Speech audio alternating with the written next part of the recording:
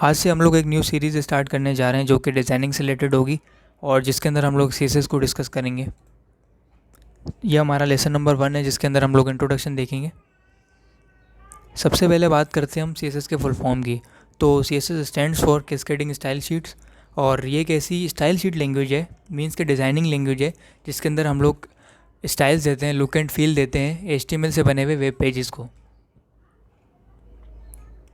एक important point है कि it describes how HTML elements are to be displayed on screen.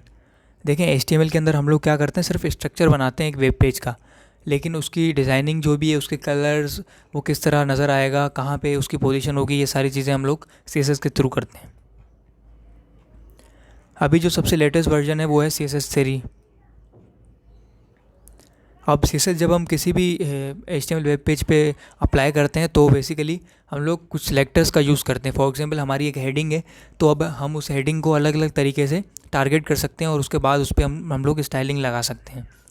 तो वैसे तो बहुत अलग अलग टाइप्स के सिलेक्टर्स हैं, लेकिन 3 इंपॉर्टेंट और इजी टू अंडरस्टैंड जो है वो मैंने स्लाइड में इंक्लूड किए हैं, जिनमें से सबसे पहला है एलिमेंट सेलेक्टर। फॉर एग्जांपल मैंने एक हेडिंग लगाई हुई है H1, तो अगर मैं CSS में सिर्फ H1 लिख के और उसका आगे कोड करूँगा डिज़ाइनिंग का, स्टाइलिंग का, तो वो डायरेक्ट उस पर अप्लाई हो जाएगी। इसी तरह सेकेंड है वो है ID सेलेक्टर। अब ID जो है वो एक एट्रीब्यूट है HTML का, किसी भी टैग में होता है। तो जो ID होती है वो हम लोग अगर CSS में अप्लाई करके और उस पर हम लोग अगर स्टाइल्स लगाएंगे तो वो भी टारगेट कर लेगा। इसी तरह क्लास को भी हम लोग यूज़ कर सकते हैं। ID जो है वो जनरली एक के लिए यूज़ होती है, एक एलिमेंट के लिए। अगर हमारे पास 3-4 फॉर एग्जांपल पैराग्राफ्स हैं तो हम लोग जो है वो ID सिर्फ किसी एक को देंगे और उसको पर्टिकुलर स्टाइल्स देंगे, जबकि क्लास जो है वो मल्टीपल चीज़ों के लिए यूज़ हो सकती है। अब हम लोग स्ट्रक्चर देखते हैं CSS का।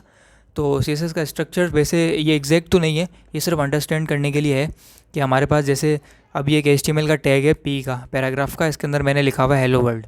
तो CSS की जो फाइल होगी ना, उसके अंदर हम लोग ये वाला जो पार्ट है वो ऐसे लिखेंगे कि ये यहाँ पे ये मैंने एलिमेंट सेलेक्टर यूज़ किया है, P लिखा, और CSS की जो भी पैरेंथेसिस वाली सिंटैक्स है उसको यूज़ करेंगे, और ये कलर, और यहाँ पे एक मैंने कलर कोड दे दिया। इसका जो आउटपुट है और इसकी सारी चीज़ें वो हम लोग आगे देखेंगे, ये एक जनरल अंडरस्टैंडिंग के लिए है। इसके बाद हम लोग देखते हैं कि वेज टू ऐड CSS। अब CSS जो है वो अलग अलग तरीके से ऐड हो सकती है एक ही वेब पेज में। सबसे पहला ऑप्शन है इनलाइन। इनलाइन में हम लोग क्या करते हैं कि जो भी HTML का टैग है उसके अंदर ही एक स्टाइल का एट्रीब्यूट होता है। जिस तरह ID का एट्रीब्यूट होता है, इसी तरह एक स्टाइल का एट्रीब्यूट होता है, वो लगा के और उसके अंदर जो हम अपना जो भी स्टाइल का कोड है वो दे सकते हैं। सेकेंड ऑप्शन है इंटरनल। अब इंटरनल में हम लोग क्या करते हैं कि हेड के अंदर एक स्टाइल का टैग खोल देते हैं और उसके अंदर CSS का कोड लगाते हैं। उसके बाद है एक्सटर्नल।